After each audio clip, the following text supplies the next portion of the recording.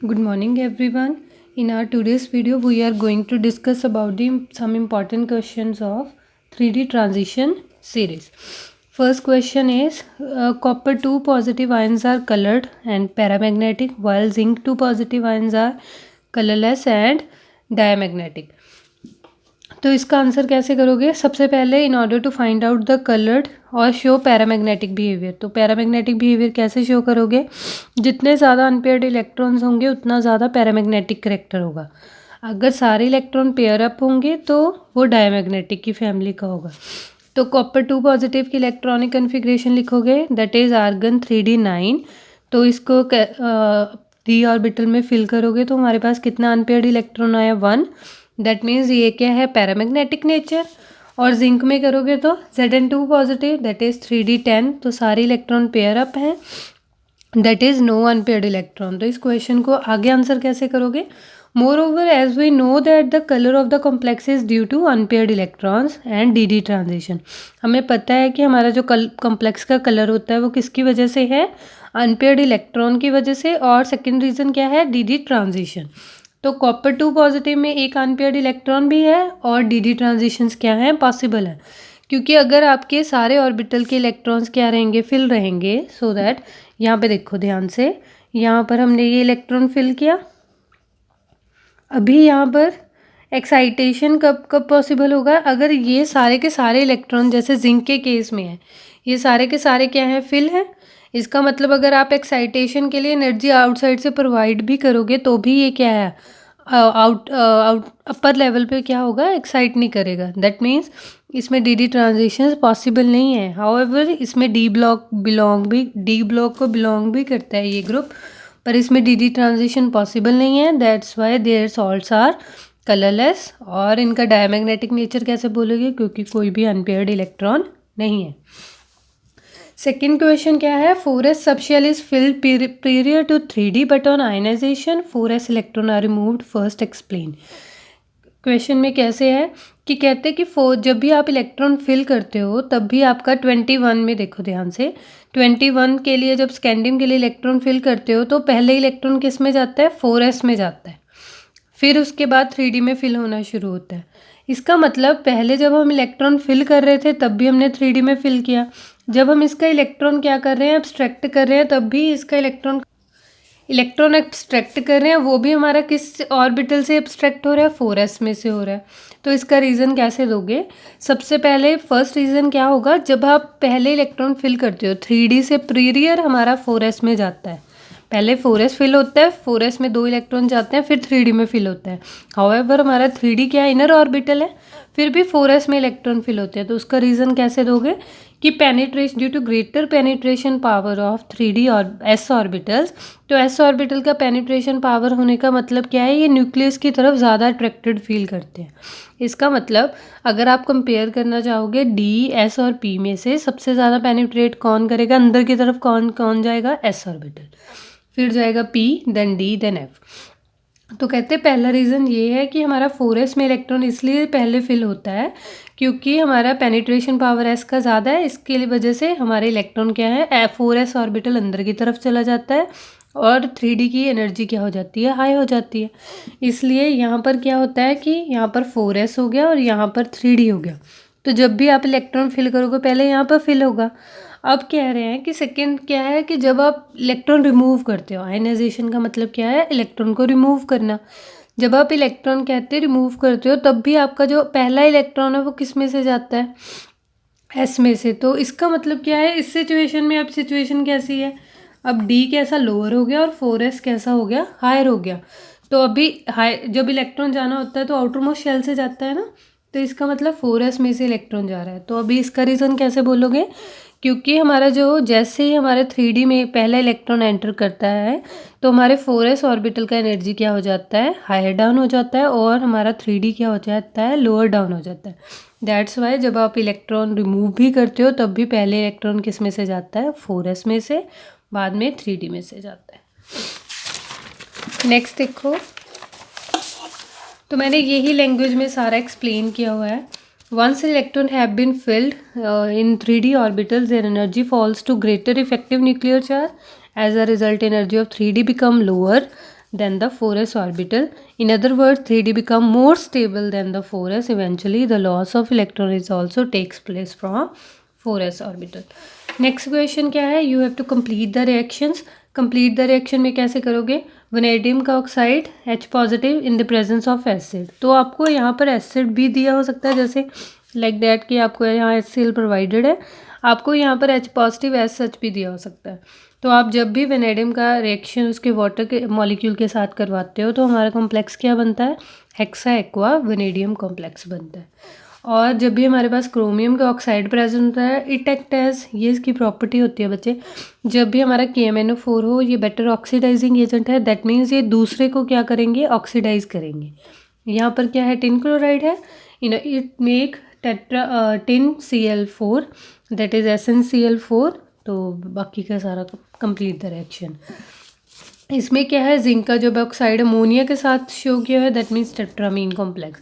हमेशा याद रखना जिंक का जो ऑक्सीडेशन स्टेट है Zn2 पॉजिटिव ही रहेगा. और ये ज़्यादातर कोऑर्डिनेशन कॉम्प्लेक्सेस जो फॉर्म करता है उसका कोऑर्डिनेशन नंबर 4 होता है.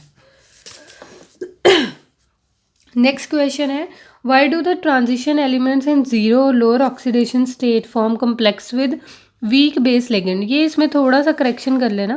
क्वेश्चन में वीक बेस लिगेंड्स हैं लाइक CO, नाइट्रोसिल और PR3. हमारे पास जो वीक बेस लिगेंड्स हैं उनका मतलब, वीक बेस लिगेंड का मतलब क्या होता है? जिनमें एक बार इलेक्ट्रॉन दे दिया पर दोबारा इलेक्ट्रॉन देने की टेंडेंसी नहीं है.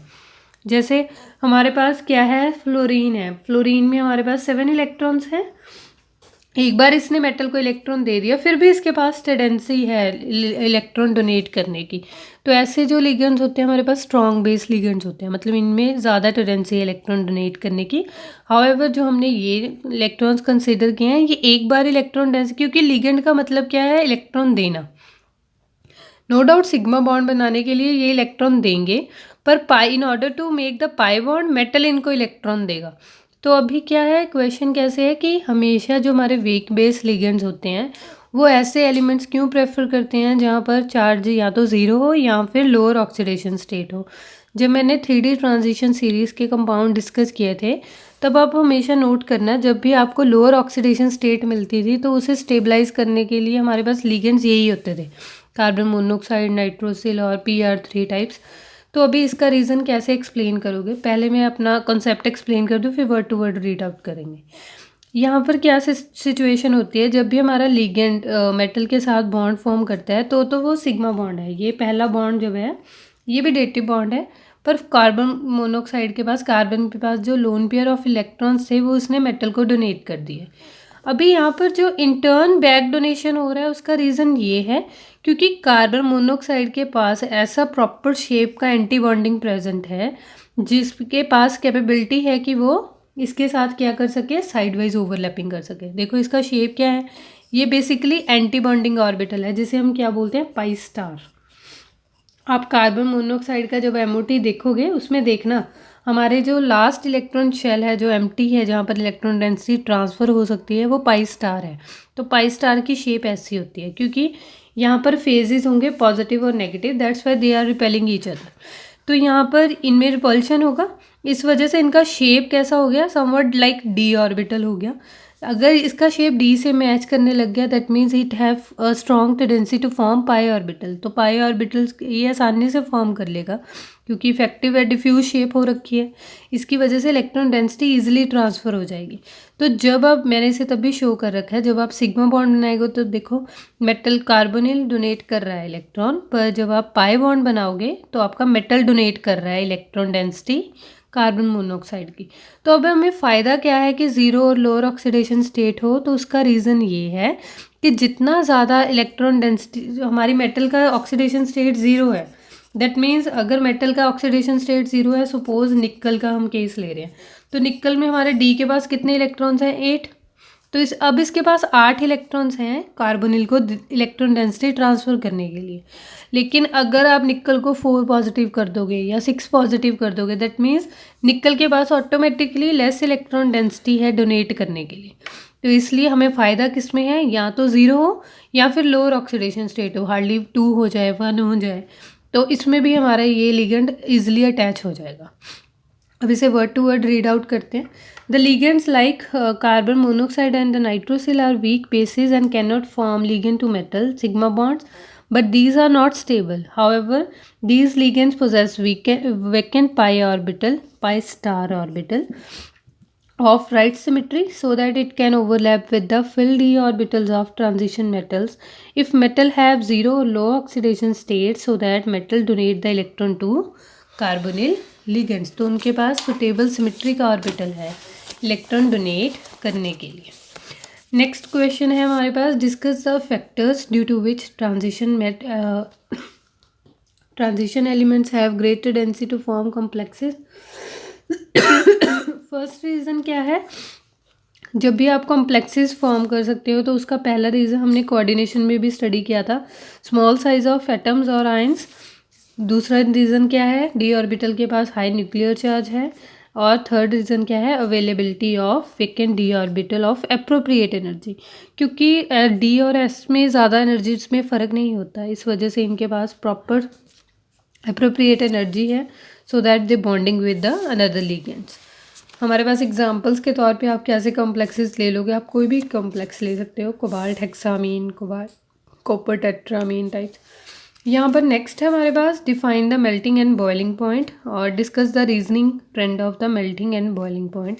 इसे वर्ड टू वर्ड पढ़ते हैं और साथ साथ में रीजनिंग एक्सप्लेन कर देंगे. The D block have very high melting and boiling point. It is observed that melting and boiling points of these elements reach to maximum value then decrease. तो अभी यहाँ पर देखो आप ध्यान से, हमारे पास 1 2 3 4 5 6 7 8 9 10. तो मैंने सारी सीरीज़ के लिए भी हम एक्सप्लेन कर सकते हैं. कहते हैं जैसे जैसे आप सीरीज़ की तरफ बढ़ रहे हो, मिड में जाकर आपका मेल्टिंग और बॉइलिंग पॉइंट पूरा इंक्रीज़ करता है, उसके बाद क्या हो जाता है, डिक्रीज़ करना शुरू कर जाता है. तो सबसे पहला रीज़न क्या है, मेल्टिंग और बॉइलिंग पॉइंट किस पे डिपेंड करते होते हैं, हमारे नंबर ऑफ़ अनपेयर्ड इलेक्ट्रॉन्स पे. जितने ज़्यादा हमारे पास अनपेयर्ड इलेक्ट्रॉन्स होंगे उतना ज़्यादा मेल्टिंग और बॉइलिंग पॉइंट होगा. तो पहला रीज़न जस्टिफाई हो गया कि यहाँ पर हमारे पास क्या है, जैसे जैसे हम सीरीज़ में आगे की तरफ बढ़ रहे हैं, हमारे पास नंबर ऑफ़ अनपेयर्ड इलेक्ट्रॉन्स क्या कर रहे हैं, इंक्रीज़ कर रहे हैं. तो हमारा मेल्टिंग और बॉइलिंग पॉइंट कॉन्सिक्वेंटली क्या हो जाएगा, इंक्रीज़ हो जाएगा. लेटर डाउन क्या होगा, जब हमारे पास आफ्टरवर्ड्स 5 होगा तो हमारे पास डी ऑर्बिटल क्या हो गया, 5 तक सिंगली फिल हो रहा था. अभी जैसे ही D6 होगा तो इलेक्ट्रॉन पेयर अप करने शुरू हो गए. दैट मीन्स हमारा मेल्टिंग और बॉइलिंग पॉइंट भी क्या होना शुरू हो गया, डिक्रीज़ करना शुरू हो गया. तो मैंने यही लास्ट में लिखा हुआ है कि पहले हमारा मेल्टिंग पॉइंट इंक्रीज़ करेगा, after the middle after 25 the pairing of electron takes place, hence melting and boiling point decreases.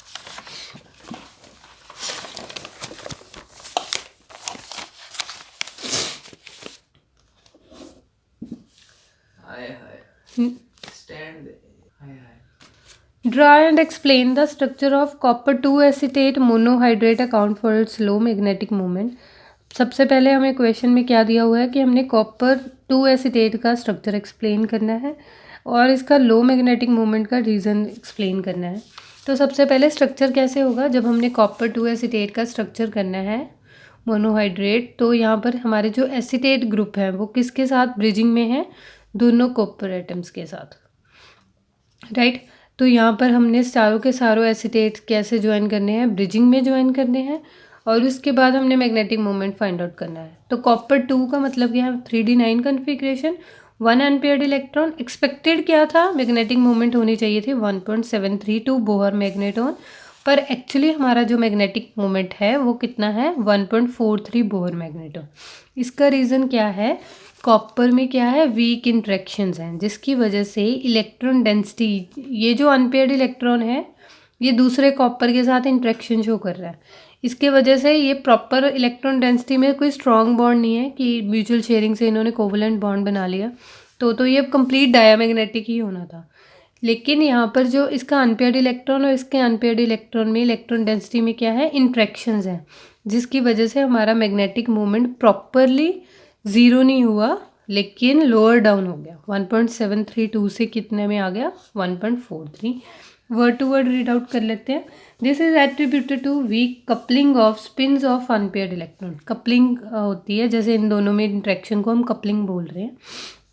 On the two copper atoms in dimeric structure, each copper atom is surrounded by 4 oxygen atoms in square planar arrangement, and the acetate group is bridge between two copper atoms and the coordination number is 6.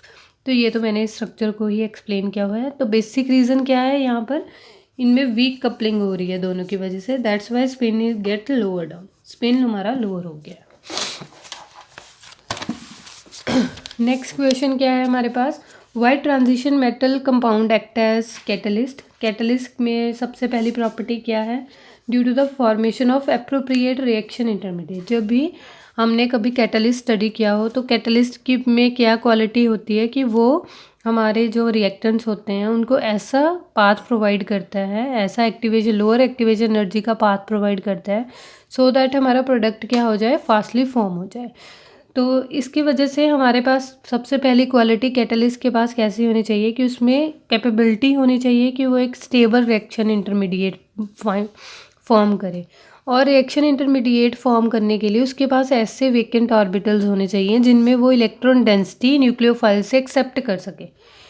अगर वो nucleophile से electron density accept करेगा अपने vacant orbitals में, so that उसका coordination number भी increase हो जाएगा और रिएक्शन इंटरमीडिएट को स्टेबिलिटी भी मिल जाएगी, रादर देन कि अनपेड इलेक्ट्रॉन ऐसे ही हो. तो हमारे पास पहला रीज़न क्या है, रिएक्शन इंटरमीडिएट के लिए उसे प्रॉपर सिमेट्री के डी ऑर्बिटल्स प्रोवाइड करने चाहिए.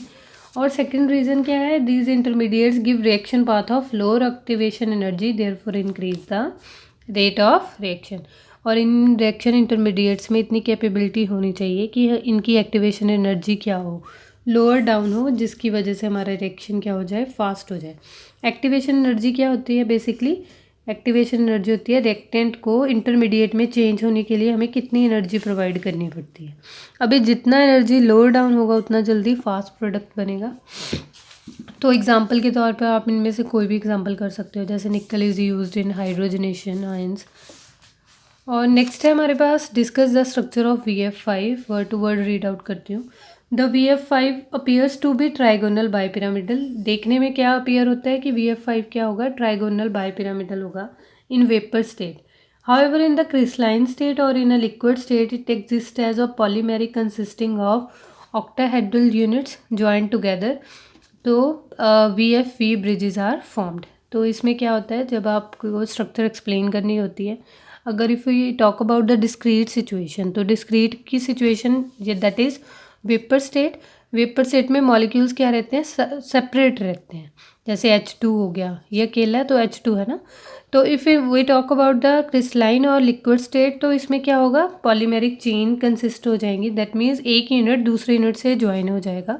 इसकी वजह से हमें कोऑर्डिनेशन नंबर कैसा अपीयर होने लग जाएगा, VFB के ब्रिजेस शो होंगे. वैसे इसका मॉलिक्यूल का जो वेपर स्टेट में ट्राइगोनल बाईपिरामिडल है, वैसे उसके बाद यहाँ पर क्या है, ब्रिजेस हैं, राइट. तो कोऑर्डिनेशन नंबर हमारे पास क्या हो गया, 6 हो गया.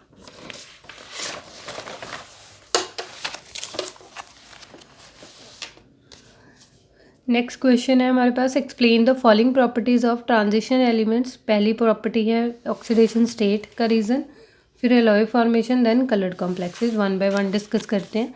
सबसे पहले variable oxidation state. Variable oxidation state के लिए रीज़न कैसे एक्सप्लेन करोगे कि 3D और 4S की एनर्जीज में ज़्यादा फ़र्क नहीं होता. ज़्यादा ऑर्बिटल्स होने की वजह से इनका जो ऑक्सीडेशन स्टेट की रेंज है वो ज़्यादा है एज़ कम्पेयर टू अगर हम बात करें S ब्लॉक और P ब्लॉक में. तो उनके आउटर मोस्ट शेल पे जब हम S की बात करते हैं तो सिर्फ SC होता है आउटर मोस्ट शेल पे. तो इसका मतलब 1 या 2 इलेक्ट्रॉन्स होते हैं. P में मैक्सिमम 6 हो सकते हैं. लेकिन D में ज़्यादा रेंज बढ़ने का मतलब ये है क्योंकि यहाँ पर D भी है और S भी है. इसकी वजह से ऑक्सीडेशन स्टेट्स का जो क्या है, रेंज क्या है, ज़्यादा हो गया है. तो ये रीज़न है कि यहाँ पर भी मैंने वर्ड टू वर्ड ये लिखा है, as the energy of NS1 minus T orbital are almost equal. तो इस वजह से इनका ऑक्सीडेशन स्टेट रेंज बढ़ गया है. नेक्स्ट पॉइंट है हमारे पास formation of coloured ion. Coloured ion की फॉर्मेशन का रीज़न यही है. सबसे पहला रीज़न क्या है, number of unpaired electrons. Number of unpaired electrons. And second reason क्या है, DD ट्रांजिशन. अगर जिन सिचुएशन में अनपेयर्ड इलेक्ट्रॉन्स होंगे और DD ट्रांजिशन पॉसिबल होगी, वो सारे कॉम्प्लेक्सेस क्या होंगे, कलर्ड होंगे. और जो भी ये लाइट एब्जॉर्ब करेंगे विजिबल या वाइट लाइट में से जो भी कलर ये एब्जॉर्ब करेंगे, आप कलर व्हील से उसे एक्सप्लेन कर दोगे। That is VIBGYOR. हमने कलर व्हील पहले भी किया हुआ है। विबग्योर जो लाइट ये एब्जॉर्ब करेंगे, सपोज करो इन्होंने एब्जॉर्ब कर लिया, हमारे जो कंपाउंड है उसने ऑरेंज कलर का वेवलेंथ एब्जॉर्ब कर लिया, तो हमें उसका कलर कैसा अपीयर होगा? ब्लू। तो ऐसे इस तरह से आप इसका कलर जस्टिफाई कर सकते हो। तो in order to elaborate it more, आप इसमें एक और दो एग्जांपल ऐड कर सकते हो कलर रिलेटेड। नेक्स्ट प्रॉपर्टी क्या है हमारे पास? Alloy formation. एलॉय के लिए सबसे पहली प्रॉपर्टी क्या है? ऑलमोस्ट सिमिलर साइजेस होने चाहिए। जैसे अगर हमने लेटिक्स, जैसे प्रॉपर हमारा लेटिक्स सपोज सिलिकॉन का ही चल रहा है ना, या हमारे पास प्रॉपर लेटिक्स गोल्ड का चल रहा है, तो अगर गोल्ड और कॉपर का साइज़ ऑलमोस्ट सेम नहीं होगा तो हमारे पास कॉपर और गोल्ड का एलॉय नहीं बन सकता। तो पहली कंडीशन यही है कि ऑलमोस्ट साइज़ क्या होने चाहिए हमारे एलिमेंट्स के, जिनका भी आप एलॉय फॉर्म करना चाहते हो, ऑलमोस्ट सिमिलर होना चाहिए। दैट मीन्स अगर आप उसे रिप्लेस भी करो तो आपकी आइज़ उसे जस्टिफाई ना कर पाएँ कि आपने उसे रिप्लेस किया है या नहीं। इसका पर्पज़ ये है एलॉय बनाने का, क्योंकि ये हार्डनेस प्रोवाइड करता है। क्योंकि हमने सुना हुआ है कि जैसे हमारा प्योर गोल्ड है, जो 24 कैरेट का गोल्ड है, we are not able to change into desired shape. उसे आप जल्दी से, क्योंकि सॉफ्ट नेचर का होने की वजह से उसे आप जल्दी किसी शेप में नहीं बना सकते। तो उसमें क्या है, कॉपर की मिक्सिंग करते हैं सो दैट उसको हार्डनेस प्रोवाइड कर दी जाए। तो जैसे 24 कैरेट से आपने उसमें जितना कॉपर ऐड करते जाओगे उतना उसका कैरेट रिड्यूस होता जाएगा। 24 से 22, 22 से हमारे पास कौन सा कैरेट होगा? 18। तो एलॉय फॉर्मेशन में हमेशा याद रखना ऑलमोस्ट सिमिलर साइजेस होने चाहिए। और डी ऑर्बिटल्स में ट्रांजिशन एलिमेंट्स की ये प्रॉपर्टी है कि इनके साइजेस ज़्यादा डिफरेंस नहीं है। नेक्स्ट है हमारे पास question, calculate the magnetic moment of iron 3 positive. Iron 3 positive का इलेक्ट्रॉनिक कन्फिग्रेशन सिर्फ आउटरमोस्ट मेंशन किया है, 3d5। तो डी में 5 इलेक्ट्रॉन्स, 5 इंटू 5 + 2 7, तो √35 बोहर मैग्नेटोन। बोहर मैग्नेटोन इसके यूनिट्स हैं। और नेक्स्ट हमारे पास क्वेश्चन कौन सा है? कंप्लीट द रिएक्शन ही है। पोटाशियम डाइक्रोमेट HCl H2O की H2SO4 की प्रेजेंस में हमारे पास क्रोमाइल क्लोराइड, पोटाशियम सल्फेट और वाटर। और जब आप V2O5 को H2 के साथ रिएक्ट करवाओगे तो हमारे पास रिस्पेक्टिव हाई टेम्परेचर पे रिस्पेक्टिव ऑक्साइड्स बनेंगे। नेक्स्ट है, how will you prepare the बिस डाइमिथाइल ग्लाइकोक्सीमेटो निकल 2 कॉम्प्लेक्सेस। तो इसमें क्या है, निकल DMG क्या है, इसकी प्रॉपर्टीज़ एक्सप्लेन की हुई हैं। निकल DMG स्कारलेट रेड कलर का है। It is quantitatively precipitated from the ammoniacal solution of nickel 2 salts on the addition of dimethyl. तो हमारे पास जो निकल है उसमें अमोनिकल सोल्यूशन है। निकल का अमोनिया सोल्यूशन मैंने सिर्फ आयंस मेंशन किए हैं। उसको आप जब DMG के साथ रिएक्ट करवाते हो तो हमारे पास कुछ इस तरह से कोऑर्डिनेशन कॉम्प्लेक्स की फॉर्मेशन होती है। इसमें जो ये है, इसमें जो डेटिव बॉन्ड की फॉर्मेशन है इस एरो का मतलब, और यहाँ पर जो बाकी सॉलिड बॉन्ड हैं ये कोवलेंट हैं। और ये हमें जो बॉन्ड शो किए हैं that is hydrogen interaction, hydrogen bonding show हो रखी है। तो इस कलर कॉम्प्लेक्स का नेम है बिस डाइमिथाइल ग्लाइऑक्सीमेट निकल 2, और इसका कलर क्या होता है? Scarlett red.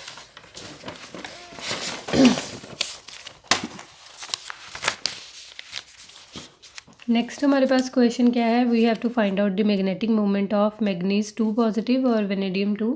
बताना है कि किसका हायर होता है किसका lower. Manganese 2 positive electronic configuration that is D5। तो 5 D के इलेक्ट्रॉन्स फिल करोगे तो Bohr magneton N×N+2 Bohr magneton 35 that is 5.916 Bohr magneton. और हमारे पास वेनेडियम 2 पॉजिटिव का इलेक्ट्रॉनिक कन्फिग्रेशन 3D3 है, 3 अनपेयर्ड इलेक्ट्रॉन्स। तो हायर बोहर मैग्नेटोन किसका है? मैग्नीज का मैग्नेटिक मोमेंट क्या है? हायर। नेक्स्ट हमारे पास मैग्नेटिक मोमेंट हमने इन सारी स्पीशीज़ का कैलकुलेट करना है। Mn2 पॉजिटिव का अगेन 5.916, आयरन 3 का भी 3D5 ही है 5.916, कॉपर 2 का 3D9, 1 × √3 1.732 बोहर मैग्नेटोन। नेक्स्ट हमारे पास क्वेश्चन है, describe the structure and the important properties of FeCl3। It can be prepared by the direct action of excess halogen. सबसे पहले इसकी प्रिपरेशन रिएक्शन बतानी थी क्योंकि हमने स्ट्रक्चर एक्सप्लेन करना था। direct action of XX halogen on the iron. It has been most extensively used as a dimer in vapor phase and in organic solvent. तो ये किस फॉर्म में एग्जिस्ट करता है? डाइमर की फॉर्म में, FeCl3। तो यहाँ पर हमारे पास किस फॉर्म में एग्जिस्ट करता है? डाइमर की फॉर्म में। तो इसकी कुछ प्रॉपर्टीज़ हैं। सबसे पहली प्रॉपर्टी है ferric chloride is orange to brown black solid and it is slightly soluble in water and it is non-combustible. Next property है the ferric chloride solution appears as a colorless to light. However, जब आप इसका aqueous solution देखते हो तो आपको ये brown color का appear होता है, that has faint the hydrochloric acid. Next property है